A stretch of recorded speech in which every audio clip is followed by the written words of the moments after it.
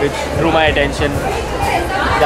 That side, and there was a chain of guys and girls standing with posters in their hands. I read one that said, "You shall not play paper fights anymore." That's basically what I guess it was the drive on, do not litter around. Littering? I hardly use paper. I don't even carry notebooks. General littering about. Yeah, I do. Like usually when I buy cold drinks, I do not keep it with me because I feel it might, the cold drink might leak out of the paper and fall in my bag. But if I have a snack or something like that, then I do tend to put the wrapper, even if it's a chocolate, put it in my bag and I go home and I dispose it out.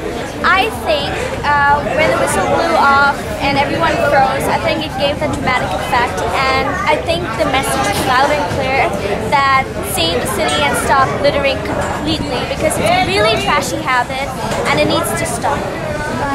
Yeah, I heard a sudden whistle, and as I looked back, it was brilliant to see like so many people just standing around with posters. I couldn't even believe it that so many people actually participated.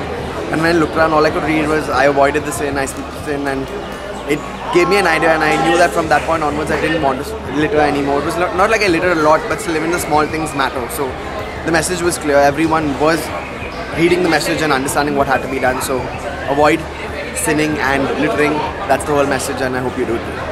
Yeah, so I heard this whistle, and all the guys with Sweep the Sin banners just froze. So yeah, the message was pretty clear, and I totally support this campaign. I think the campaign is like really superb.